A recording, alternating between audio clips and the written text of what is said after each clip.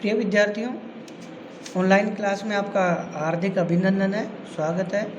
मैं इस वीडियो में जिस विषय पर आपसे बात कर रहा हूँ अपने पूर्ववर्ती वीडियो की श्रृंखला के संदर्भ में, तो प्रिय विद्यार्थियों, जैसा कि हम जब आधुनिक भारत का इतिहास पढ़ते हैं तो आधुनिक भारतीय इतिहास का जो मोटे तौर से हम प्रारंभ मानते हैं वो है मुग़ल सम्राट औरंगजेब की मृत्यु के बाद का समय, 1707 ईस्वी के पश्चात का जो भारतीय इतिहास है वो समय। प्रिय विद्यार्थियों, इसमें भी आप देखते हैं कि आप आधुनिक भारत में सबसे बड़ा जो इश्यू है, जो मुद्दा है, वो है ब्रिटिश सत्ता। भारत में जो ईस्ट इंडिया कंपनी आई, जिसने अपने व्यापारिक हितों की पूर्ति के लिए कंपनी की स्थापना की 1600 ईस्वी में, लेकिन भारत में आई, वहाँ व्यापारिक उद्देश्यों की पूर्ति के साथ साथ उन्होंने अपने राजनीतिक उद्देश्यों की पूर्ति के लिए यहाँ के राज्यों के, यहाँ के मुग़ल सम्राट, मुग़ल साम्राज्य, देसी राज्यों, देसी रियासतों और जो औरंगजेब की मृत्यु के पश्चात जो स्वायत्त शासी या अर्ध स्वतंत्र या स्वतंत्र जो राज्यों की स्थापना हुई, क्योंकि औरंगजेब की मृत्यु के बाद कोई भी मुग़ल शासक योग्य नहीं था, शक्तिशाली नहीं था कि जो विशाल मुग़ल साम्राज्य या भारत की राजनीतिक एकता को पुनः स्थापित करने का प्रयास करे और उसमें सफल हो। तो उसी कड़ी में हम देखते हैं कि औरंगजेब की मृत्यु के बाद कौन कौन से राज्य अस्तित्व में आए, कौन से अर्ध स्वतंत्र राज्य थे, कौन स्वायत्त शासी राज्य थे, उनके शासक कौन थे, उनके संस्थापक कौन थी, उनकी क्या स्थितियां थी, इसी विषय पर मैं आपसे बात कर रहा हूं। तो प्रिय स्टूडेंट्स, आप सबसे पहले हम देखते हैं कि हैदराबाद का जो राज्य था उसके बारे में बात करते हैं हम। दक्षिण भारत में हैदराबाद के जो स्वतंत्र राज्य का संस्थापक था चिनकिलिच खां निजाम उल मुल्क उर्फ आसफ जहां, जिसका वास्तविक नाम था चिनकिलिच खान निजाम उल मुल्क आसफ जहां, जिसकी उपाधि थी। उसने औरंगजेब की मृत्यु के समय वह बीजापुर में था और बहादुर शाह प्रथम ने मुग़ल सम्राट बनने पर चिनकिलिच खां को अवध का सूबेदार नियुक्त किया था। बहादुर शाह की मृत्यु के बाद चिनकिलिच खां ने जहांगीर शाह के विरुद्ध फर्रुखशियर की सहायता की, अतः फर्रुखशियर ने बादशाह बनने पर चिनकिलिच खां को दक्षिण भारत के 6 सूबे, जो सूबे थे, राज्य थे, प्रांत थे, उनकी सूबेदारी दे दी तथा खानखाना का पद दे दिया और निजाम उल मुल्क बहादुर फतेह जंग की उपाधि देकर उसे सुशोभित किया। 1715 ईस्वी में उसने पुनः दिल्ली बुलाया गया और उसे पहले मुरादाबाद की और फिर मालवा की सूबेदारी दी गई। चिनकिलिच खां अर्थात निजाम उल मुल्क ने मालवा में अपनी शक्ति का विस्तार किया, जिससे सैयद भाई उसे ईर्ष्या करने लगे। सैयद भाइयों ने बहादुर शाह फर्रुखशियर पर दबाव डालकर दिलावर खां को मालवा का सूबेदार नियुक्त करवा दिया। निजाम उल मुल्क ने इसका विरोध किया और उसने एक युद्ध में दिलावर खां को मार डाला। उसने बुरहानपुर और असीरगढ़ के दुर्गों पर भी अधिकार कर लिया। इस प्रकार वह दक्षिणापति का स्वामी बन गया, यानी दक्षिणापति स्वामी की उसने उपाधि धारण की। फर्रुखशियर के बाद मोहम्मद शाह को बादशाह बनाया गया। मोहम्मद शाह ने सैयद भाइयों को समाप्त कर दिया और निजाम उल मुल्क को वजीर का पद देकर दिल्ली बुला लिया गया।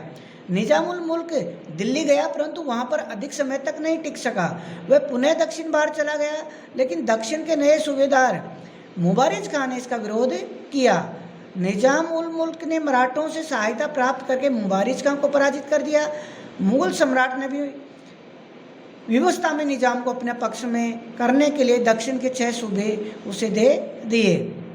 मुग़ल सम्राट ने भी व्यवस्था में निजाम को अपने पक्ष में किया और उसे हैदराबाद को अपनी राजधानी बनाकर स्वतंत्र रूप से प्रशासनिक नियुक्तियां की। इस प्रकार हैदराबाद के स्वतंत्र राज्य की स्थापना हुई 1715 ईस्वी में। तत्कालीन परिस्थितियों में दिल्ली से संबंध विच्छेद करना भी उसे उचित नहीं समझा। धीरे धीरे निजाम ने अपने राज्य की सीमाएं ताप्ती नदी से लेकर कर्नाटक, मैसूर और तिरुचिन्नापल्ली तक बढ़ा ली। निजाम ने पूर्ण स्वतंत्र शासक की भांति शासन किया, यद्यपि उसने नाम के सिक्के नहीं चलाए और न ही राज छत्र ग्रहण किया। ये दो जो निशान थे, ये दो चीज़ें थी, स्वतंत्र सिक्के चलाना और राज छत्र ग्रहण करना, एक स्वतंत्र शासक की निशानी मानी जाती थी। लेकिन अगर हम निजाम के संदर्भ में इनको देखते हैं तो ये केवल औपचारिक मात्र थी। व्यवहार में प्रैक्टिकली रूप से हम देखें तो निजाम स्वतंत्र शासक की भांति शासन करता रहा। दूसरा, जो दूसरे राज्य बने इसी तर्ज पर, उनमें थे बंगाल, बिहार और उड़ीसा। यानी हैदराबाद के बाद दूसरे जो राज्य बने बंगाल, बिहार और उड़ीसा। 1707 में मुर्शिद कुली खान को बंगाल का नाजिम नियुक्त किया गया और उड़ीसा का नाजिम भी था वो। 1713 में फर्रुखसियर के शासनकाल में उसे बंगाल का सूबेदार नियुक्त किया गया। वह शक्तिशाली था, ईमानदार था और योग्य शासक भी था। मुर्शिद कुली खान वह न्यायप्रिय था तथा शांति और व्यवस्था की सदैव रक्षा करता रहा। उसके सुशासन में लोगों की सुख समृद्धि में वृद्धि हुई और व्यापार को प्रोत्साहन मिला। यानी यूँ कहें कि 1707 ईस्वी में मुर्शिद कुली खां को बंगाल और उड़ीसा का गवर्नर नियुक्त किया गया, सूबेदार नियुक्त किया गया। उसकी मेहनत, योग्यता, सुशासन में व्यापार की वृद्धि हुई, शांति व्यवस्था स्थापित हुई। 1727 ईस्वी में मुर्शिद कुली खां की मृत्यु हो गई और उसका दामाद जो था शुजाउद्दीन मोहम्मद खां बंगाल और उड़ीसा का सूबेदार बना। मुगल सम्राट ने उसको मान्यता दे दी और 1733 ईस्वी में बिहार का सूबा भी उसे प्रदान कर दिया गया। यानी बंगाल और उड़ीसा के साथ 1733 में बिहार का सूबा भी एक तरह से मुर्शिद कुली खां के जो दामाद था निजामुद्दीन मोहम्मद खां, शुजाउद्दीन मोहम्मद खां उसको सौंप दिया गया। और इस प्रकार बंगाल, बिहार और उड़ीसा तीनों सूबे उसके शासन के अंतर्गत आ गए। केंद्रीय सत्ता का प्रभाव नाममात्र का रह गया। उसके शासनकाल में भी इन सूबों में शांति बनी रही और बंगाल समृद्धशाली बना रहा। 1739 ईस्वी में शुजाउद्दीन की मृत्यु के बाद उसका पुत्र सरफराज खां वहाँ का नया सूबेदार बना, अर्थात बंगाल, बिहार और उड़ीसा का नया सूबेदार बना सरफराज खां। उसके शासनकाल में क्योंकि वो अयोग्य था, विलासी था, तो उसके शासनकाल में जो इन तीनों सूबों की जो शासन व्यवस्था थी वो बिगड़ने लगी। ऐसी स्थिति में बंगाल के नायब सूबेदार अली वर्दी खां ने आक्रमण कर दिया और घमासान युद्ध में सरफराज खां परास्त हुआ और मारा गया। अली वर्दी खां ने तीन सूबे थे बंगाल, बिहार और उड़ीसा, उन पर अधिकार कर लिया। कमजोर मुगल सम्राट ने उसके अधिकार को मान्यता दे दी। इस प्रकार अली वर्दी खां इन तीनों सूबों का शासक बन गया। अली वर्दी खां ने 1740 ईस्वी तक 1740 ईस्वी से लेकर 1756 ईस्वी तक शासन किया। उसे मराठों के आक्रमण का निरंतर सामना करना पड़ा। नागपुर का रघुजी भोंसले जो पेशवा का प्रतिद्वंदी सरदार था ने अली वर्दी खां की सेना को कई बार पराजित किया। अली वर्दी खां ने षड्यंत्र रचकर भास्कर पंत सहित कई मराठा सरदारों को मरवा दिया। क्रोधित रघुजी भोंसले ने तीनों सूबों को एक तरह से आक्रमण से त्रस्त कर दिया। विवश होकर अली वर्दी खां को समझौता करना पड़ा। समझौते के अंतर्गत उड़ीसा का जो सूबा था मराठों को सौंप दिया गया और बंगाल तथा बिहार की चोट के बदले में रघुजी को 12 लाख रुपए वार्षिक देने का वचन भी दिया गया। अली वर्दी खां को बंगाल का नवाब बनाने में हिंदू व्यापारियों ने भी प्रमुख भूमिका अदा की थी। अतः अली वर्दी खां ने भी अपने शासन में हिंदुओं को उच्च पद प्रदान किए।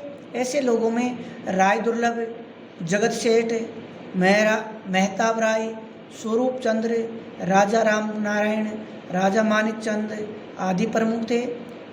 हिंदू व्यापारियों के प्रभाव का मुख्य कारण बंगाल के व्यापार पर उनका एकाधिकार था। अलीवर्दी खान ने अपने जीवन काल में ही अपने सबसे छोटी पुत्री के लड़के सिराजुद्दौला को अपना उत्तराधिकारी घोषित कर दिया था। अतः 1756 में अलीवर्दी खान की मृत्यु के बाद उसका नाती दोहिता सिराजुद्दौला बंगाल का नवाब बना। उसने अंग्रेज़ों की ईस्ट इंडिया कंपनी को अपने विशेषाधिकारों का जो उनको प्राप्त थे, ब्रिटिश ईस्ट इंडिया कंपनी जो उनको विशेष अधिकार समय समय पर मुगल सम्राटों द्वारा, स्थानीय शासकों द्वारा दिए गए थे, उन विशेष अधिकारों का दुरुपयोग करने से कई बार रोकने का प्रयास भी किया और रोका भी। परिणाम स्वरूप सिराजुद्दौला और अंग्रेज़ों के बीच 1757 में जो प्रसिद्ध प्लासी का युद्ध था वो युद्ध हुआ, जिसका आप जानते हैं भारत की राजनीति में बहुत महत्वपूर्ण स्थान है।